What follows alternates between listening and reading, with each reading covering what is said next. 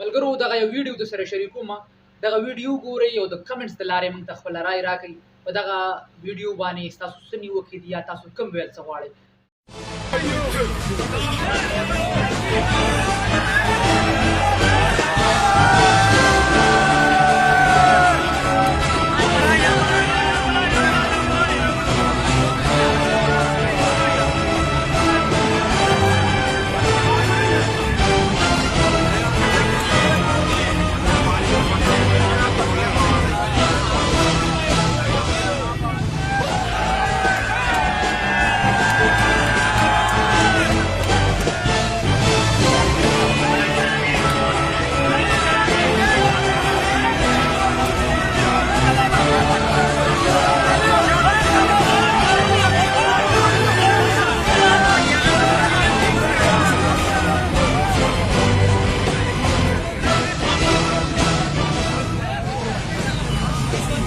سلامونه او احترامات قدرمنو، زه سیام خان یو ځل بیا ستاسو په درانه خدمت کې حاضر یم.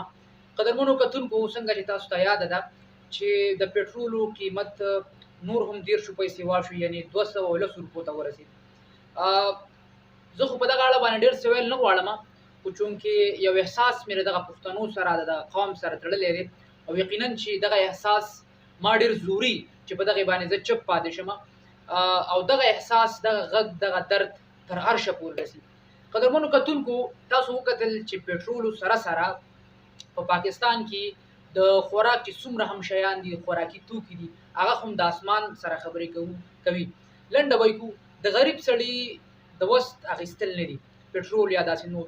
دغه ویډیو کې به تاسو ته ښکاري یو ملګری راشي او په خپله رکشه باندې پټرول واړی او دغه سیزي. دا ډېر ګران کار دی، خو دا به ووایو تنګ شي نو په جنګ شي. اخري یو څو خبرې کول تاسو سره شریکول غواړم.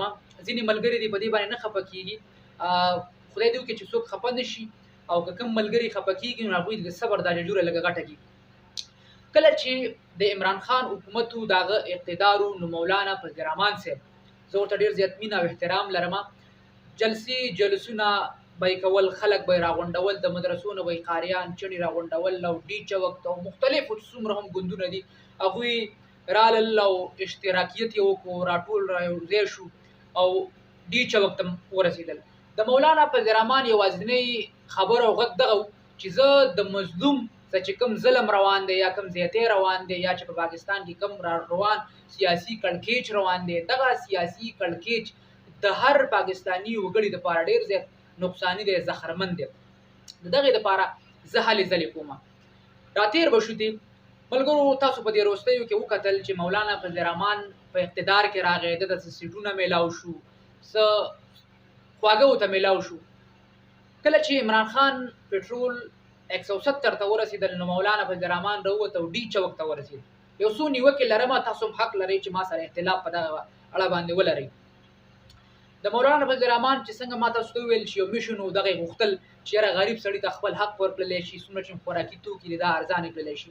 نن پټرول، خوراکي توکي، څومره چې د ضرورت څیزونه دي هغه د اسمان سره خبرې کوي. خو مولانا فضل الرحمن نه ما درنه ولیدله، نه ما د هغه ایون یو ټویټ ولیده، نه یې فیسبوکي یو پیغام شریک و.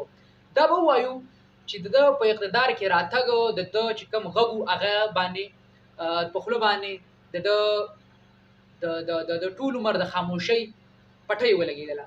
نو مولانا فضل الرحمن صاحب ته زه یو عجزانه ریکویسټ کوم او ریکویسټ رضا کوم چې دا غریب ولس دی، د ده غږ جوړ شه. نه ټول عمر اقتدار نه ټول عمر دا سیاسیات د دې مظلومه حکومتونو خلکو غږ جوړ شه.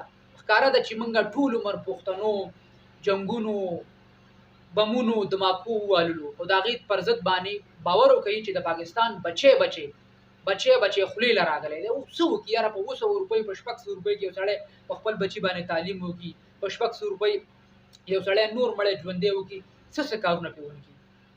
ملک اجول د سیمې زموږ یو ډېر تکړه خبریال دی، هغه و چې د ډاکټر سره ناست وم او هغه راته وویل چې د باجوړ د سیمې زیاتره توګه 60-65% خلک چې څومره هم دی دا د نفسیاتي بیمارو سره مخ دي. نفسیاتي بیمارو سره په دې مخ دي چې یاره د چا بلډ پریشر دی، د چا شوګر دی او دغه ټول څیزونه د خفګان سره راځي، د ډپریشن سره راځي. خلک دومره نفسیاتي بیماران شوي، ناروغان شوي دي. څوک چې د نظریې نه کار وانخلي، د چا چې بیانیه نه وي، د چا چې خپل سوچ نه وي، د چا چې خپل فکر نه وي. که موږ وګورو موږ پښتنو چې څومره هم ګزارونه خوړلي دي وخت په وخت باندې، موږ د څه په نوم باندې موږ د سوچ او د فکر نه کار نه دی اخیستی. کله چې یو سړی د خپل لیډر جوړی د هغه دپاره سوچ پکار دی، د هغه دپاره فکر پکار دی، خو له بده مرغه موږ ټول عمر کار مخکې وکړو، سوچونه وروسته کوو. نو زمونږ د اخري پیغام دغه ملګري ته ورکوم چې دغه خپله رکشه وسېدله چې یروره تا به دا رکشه ډېره په سخته باندې اخیستي، ډېره قرض به دې کړی، دار به دې کړی، ستا به کور وي، ستا به فیملي، د دومره جذباتي کېدو ضرورت او فایده نشته. دا رکشه وسېدله، باور وکړه که یو سړی هم تاله درشي او تاله رزق دروړي ماښام له ستا بچي به وي، ته به پرې شرمېږې. نو زما حکومت ته څومره چې مالا چارواکي دي او په اعلی عهدو باندې ناست خلک دي، هغوی ته دغه یو پیغام ورکوم ملګرو، زما دا پیغام د سره شریک کړئ چې دا غمخوار ولس، دا غریب ولس، د دوی اواز جوړ شي او د دوی غږ بدرګه کې د ځان سره یوسئ. ډېره زیاته مینه او احترام چېرته چې میخا د باد او بریالي اوسئ.